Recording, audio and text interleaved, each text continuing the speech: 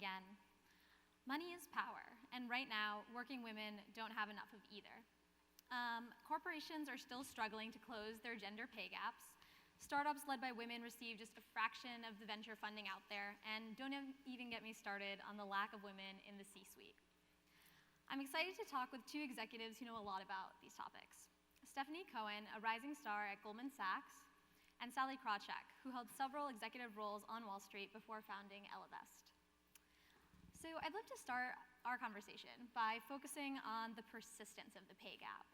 Lean In came out in 2013, I read it, and now we're seeing a lot of numbers come out of the UK that are showing that the gap is often even bigger than we realized. If you had to pick one reason for the persistence of the pay gap, the biggest reason, what would it be? Well, thank you for inviting me here. It's a pleasure to be here, and this is obviously a very important topic, and as you might imagine, it's a topic we spent a lot of time on. And it's a complicated topic with a lot of reasons, but you asked for one, so I'll go back to the data. So we spent a lot of time with the data, and what does the data tell you about why there's this persistence?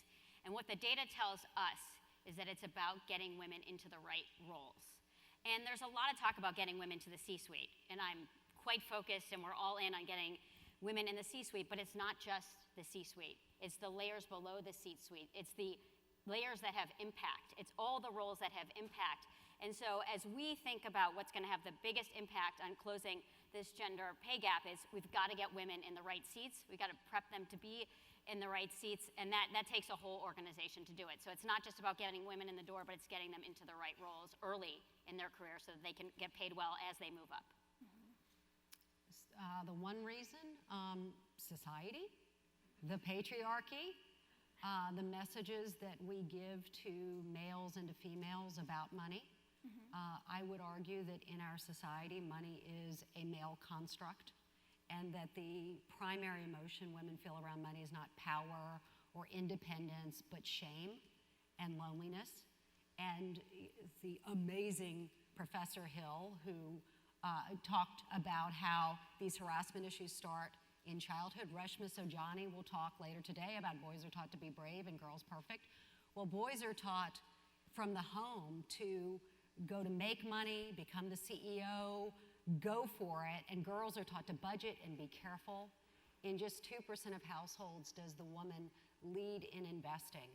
When children today, boys get better grades in math for the same answers than girls. As we grow up, the media, the money media for men is beat the market, outperform, buy this stock. And for women, it's what's your money type? Are you a Carrie or a Miranda when it comes to money? And that it is actually viewed as an attractive female characteristic to be bad with money. Speaking of Carrie, right? The savviest New York woman we've ever heard of, ever seen, she couldn't afford to buy her apartment because she bought too many shoes. Way too many shoes. Way too, and she couldn't even do the math to figure it out. So we receive these messages that we're flibbergidgets when it comes to money. And so it's, between that and being, punished for negotiating, it's hard for us to take that agency. We have made it so that we as women prefer to talk about literally anything else than money, like literally, including sex, of course, but also death. And I had one woman who said, "That's not true, Sally." And I said, "Buried or cremated?" And she said, "Buried." I said, "How much did you make last year?" And she went, "Ah, wow, ah, ah." Right? So we've made money this source of shame. And then finally, I'll shut up in a second, because again of how we're socialized, we just see males as deserving money and as leaders. And so we sort of intuitively pay them more. Well, I'm glad you put it that way, Sally, because I think you illustrated the scope of the problem. And a lot of what we're going to be talking about at this summit is how to start fixing this and what can be fixed. And so I'm going to toss this back to Stephanie. A couple of months ago, Goldman announced new diversity goals for new hires and experienced hires. Wall Street, as you both know, is a very white and male place, especially in the upper ranks. So tell me about how those goals came about and how you think they could close the pay gap over time. We have a lot of work to do, and we know we're not going fast enough. And there is a lot of focus inside of our firm, but I think across Wall Street and in other industries on solving this. And part of the reason is, as you mentioned, so I'm our chief strategy officer, And you might say, what is the chief strategy officer doing spending a lot of time on diversity? It's because diversity is absolutely a business priority for us. We are not going to be around for the next 150 years if we do not get this right. So this is absolutely core to our strategic initiatives. So then what did we do? We did exactly the same thing that we do when we try to figure out what markets we're supposed to be in, how do we grow our market share, and we did a lot of work on what was causing the problem.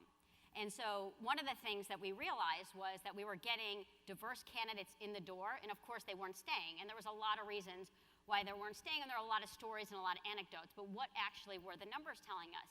And the numbers told us that we were actually lateral hiring in and massively diluting the population. And the reason for that was that if you think about what our processes are, we have a lot of process around the campus process, but laterals happen on an individual one-by-one basis. And so we noticed that actually we were lateraling in, even analysts and associates. By the way, 70% of our lateral hires are at the analyst and associate level. So what did we come out with? We said that we were going to get our junior populations, our analysts and associates, to 50% women, because the last time I checked, we're 50% of the population, 14% Hispanic, 11% Black in the Americas, and 9% Black in the UK. And I'm very purposeful about the fact that it's our incoming classes. It's not just campus hires. So we need to fix the lateral side of this. And so what we did was we instituted our own version of the Rooney Rule, which is that for every hire, we have to interview at least 2 qualified, diverse candidates. And so there's a lot of that, and so you could say all that, and that's great. And that all those numbers sound good, and if we can achieve that, that will be great. But the question is, are we going to be held accountable?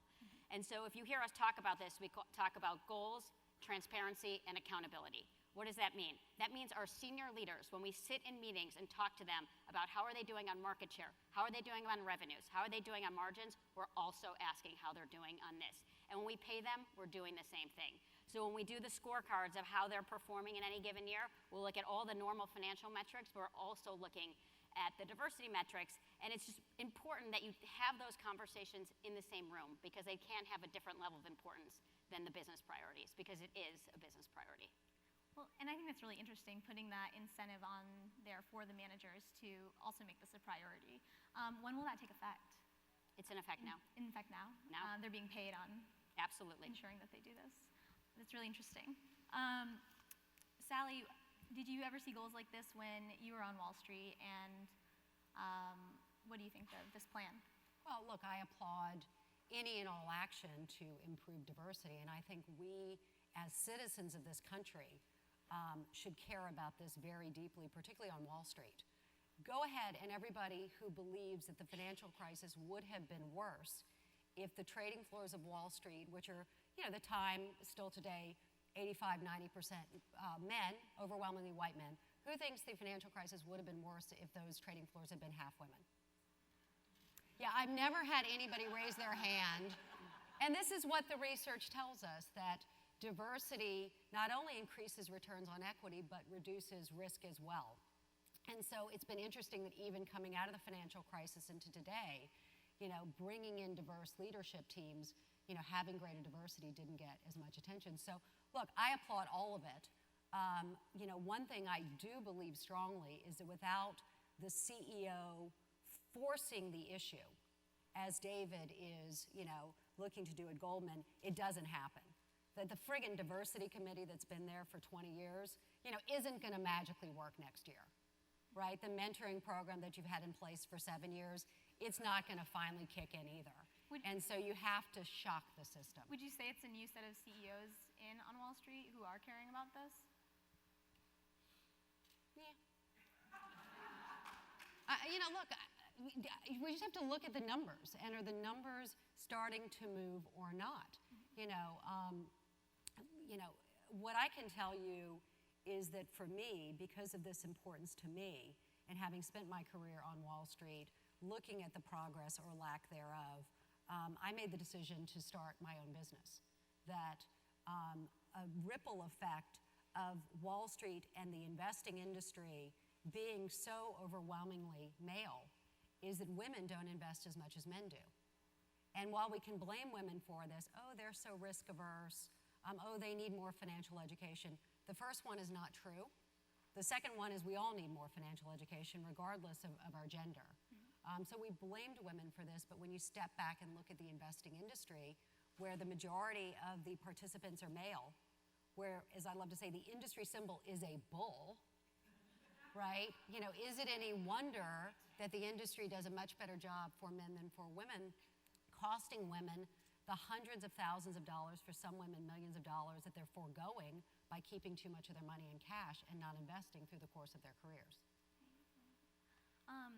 Well, I think that's actually a good segue into Ellevest and its mission and startup funding overall. So you went from Wall Street to Silicon Valley. What was the pitching process like, and would you say Silicon Valley is more or less of a boys' club than Wall Street? 6 of one, half a dozen of another. Well, look, what I can tell you is that whether it's 92% of decision makers in venture capital or 95% of decision makers in venture capital are men, and that women CEOs get just 2% of venture capital funding, right? Versus back on Wall Street, I went through some of the numbers. Okay, look, venture capital funding is tough. A friend of mine said, if you are a female and you walk into corporate America, you get a 20% tax simply because you're female, right? If you are a female and you're looking to raise venture capital dollars, you get a 98% tax because you're female. And I promise you, if you're out there raising the money, it feels like that. It's tough. With Ellevest, we've raised, I think, $77 million. Our last round was oversubscribed, but it was incredibly difficult the entire way, even with better numbers than at this same stage than what the other competitors to Ellevest would be, those we would view as competitors have. So it was a slog. It's just a slog. But what I can say is that the point of hope in Silicon Valley is that the women there have formed Allraise. They have come together and formed Allraise, which is actively working to get more women into venture capital. And for a host of reasons, the women on Wall Street have not. And I've got all kinds of hypotheses as to why, but the women out there are starting to get it done. Well, Stephanie's been doing some interesting work at Goldman in this area as well, and taking an eye to where money's flowing to women investment managers and startups, and I'd love to hear a little bit more about that.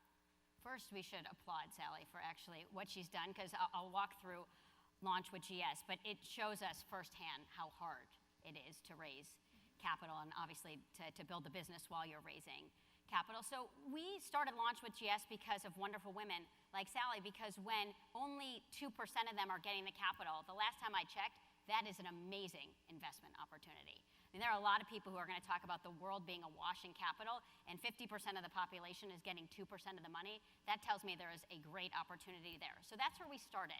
We started with the fact that all the data would tell you that this was a great investment opportunity, and we invest for a living. On top of that, we wanted to have an impact. We wanted to close the gender investing gap. And so when we started Launch with GS, we decided to do 3 things. One was invest directly in women-founded, owned, and led businesses, and we've put over $100 million to work to do that. The second thing we're doing, and this is consistent and we're working a lot with Allraise, was that we wanted to get women on the other side of the table. We wanted there to be more women investors, because you're never going to change those statistics if you don't have diversity where the money is. So we are raising client capital to invest in women managers.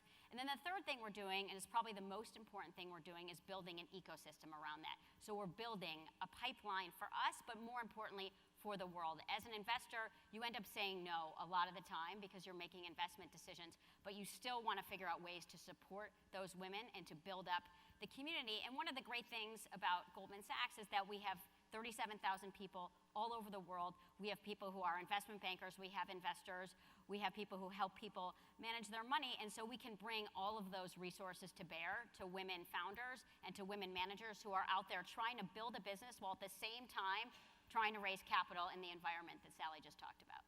Well, what are some of the challenges you've heard from these women as you've started to invest with them and started to offer access to your network?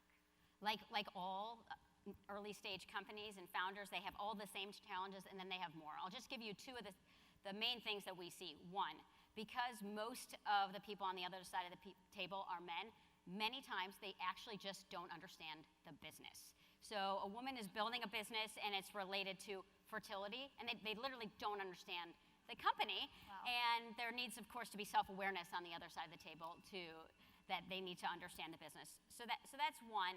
And then the second thing, and Sally talked about this a little bit, when women pitch their business, they tend to talk about what they have achieved, and men tend to talk about the grand vision.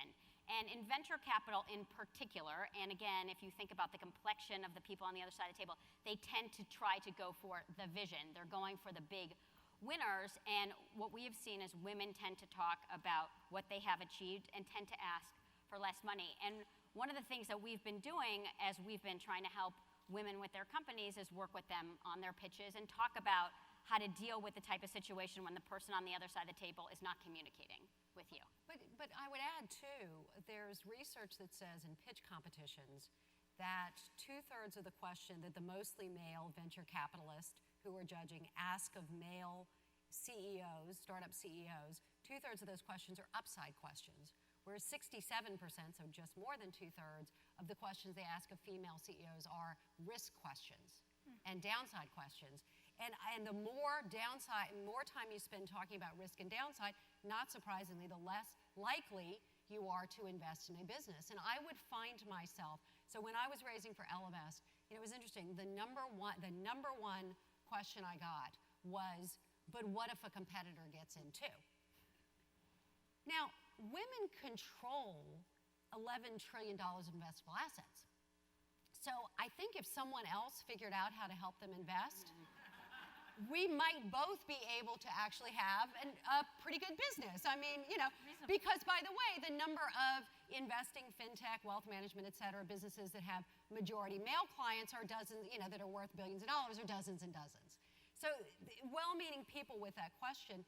But then as a CEO, you would get, if you're asked a question, you've got to give an answer. You get pulled into the downside rat hole of it. And the trick is, how do you sort of pull yourself out of it? And of course, many times you can't. And one thing we should say, which might be implicit in this, is the research tells us that women startup CEOs not only, are good, they actually get quite a bit better returns than male startup CEOs. Males tend to have more of the home runs, but also tend to go bankrupt more often. And so women have more of those singles and doubles, which leads to according to First Round Capital, 63% better returns. It's so interesting to hear this because it just makes me think so much about salary negotiations that we all encounter in our day-to-day lives. I mean, the idea of men being rewarded on potential and women on, what they've achieved.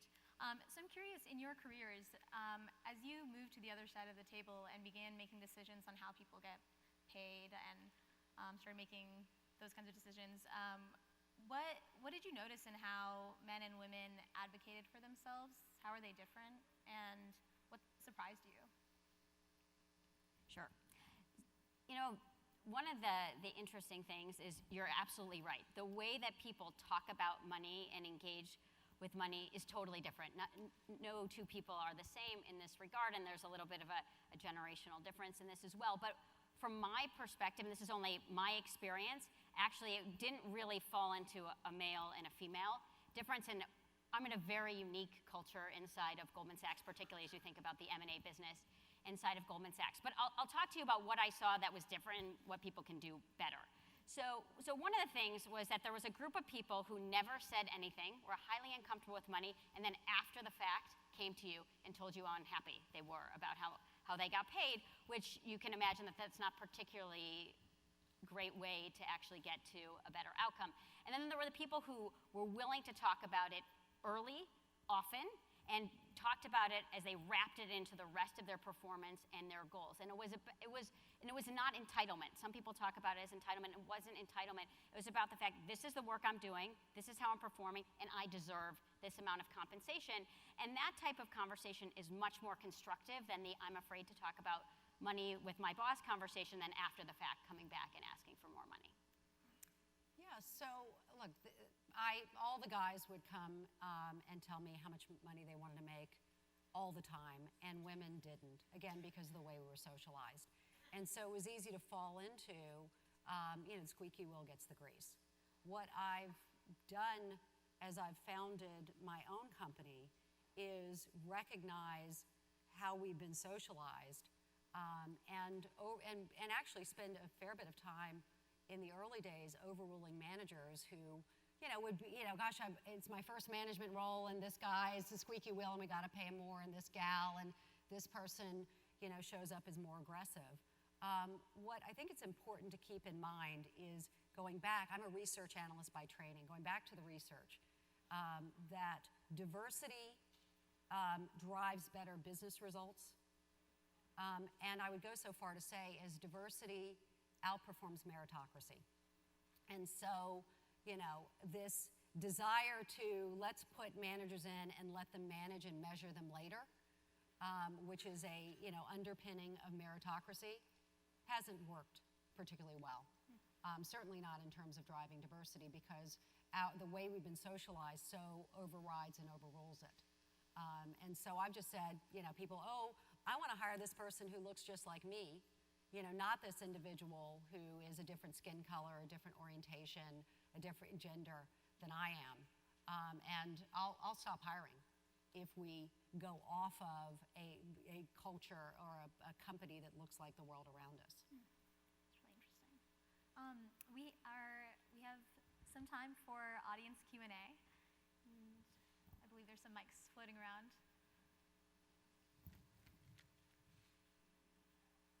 Question for Stephanie and for Sally, if there's time. Stephanie, and you're both fabulous, thank you so much. Stephanie, is Goldman increasing the number and types of colleges you're recruiting from? And if so, can you tell us a little bit about that? And Sally, you talked about some of your hypotheses about why women haven't come together so much on Wall Street. If you're able to elaborate on that, that would be fabulous. Thanks. We have a broad thesis on diversity, and it's really what Sally was getting to, which is that you really need diversity of thought in order for your company to perform at the optimal level. And we talk about things like gender and race, but it's much more than that. And to your point, it's about background. And so one of the things that we've done is we actually have increased the number of colleges that we're able to hire from, and a lot of that is through technology. So instead of having to fly to every university around the country and around the world in order to recruit, we actually use a system called HireView to actually do that through an online video system, and therefore we can meet with and virtually a much larger number of people. So it's allowed us to go out and recruit from a lot of different campuses. I came, by the way, from the University of Illinois, which on Wall Street, when I came to Wall Street, that was considered diversity, given it was so it's something that I personally have been quite focused on. So I think a couple of things when it comes to why women haven't come together on Wall Street. See, first of all, whereas the venture capitalists do business together, that they are more successful when they share deals, and so they've worked together for years in a very collaborative way. The women in Wall Street typically compete against each other, whether it's competing against each other to win the IPO or to win the sale mandate or win the private client, or quite frankly, whether it was competing against each other internally, recognizing there's one woman at that table, there's been one woman at that senior table for forever. If I want to be that woman, I'm not competing against you, sir, I'm competing against you, ma'am, right? And so we have been fractured as a group, both internally and externally. The other thing is, I don't think there's any real recognition of how bad the harassment on Wall Street has been. There are research studies that say across an array of industries that Wall Street has the greatest incidence of sexual harassment. Anybody here? How many men have lost their jobs on Wall Street in the Me Too movement? I think it's 0. Right? If you go through a big long list the New York Times published, I couldn't find one. So I think it's also not recognizing how widespread it's been. There's also research that says that women who have not been harassed underestimate the incidence of harassment. And since Wall Street also forces these victims into arbitration, confidential arbitration, there's no sunshine here, right? There's no sunshine, and so we don't understand what our sisters have been through. We don't understand the power of banding together, and so we've remained separate. I think we have one question over here.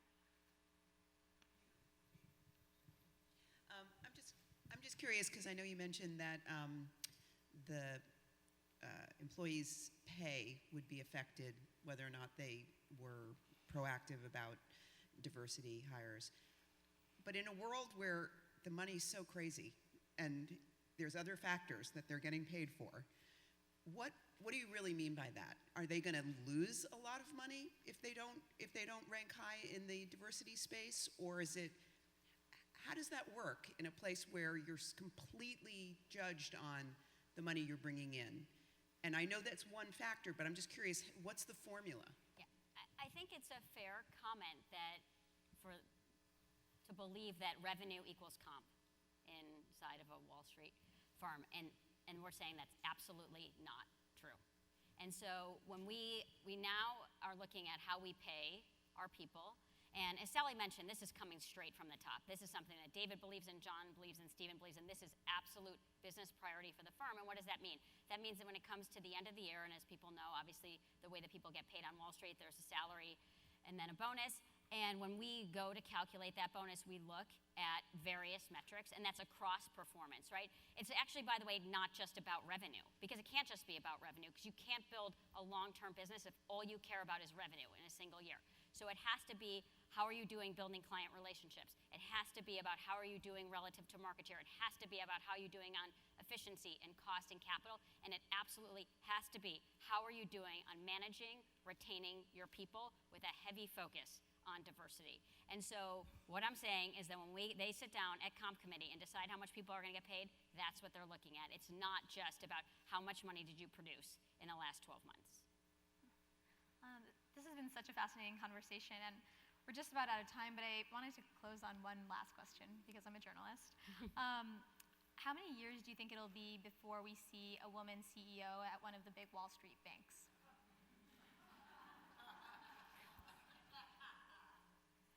You know, things happen slow and then they happen fast. I think it's going to be faster than you think. So how fast? I think it's well within the next 5 to 10 years. What do you think? Well, I hope it's Elevest. I mean,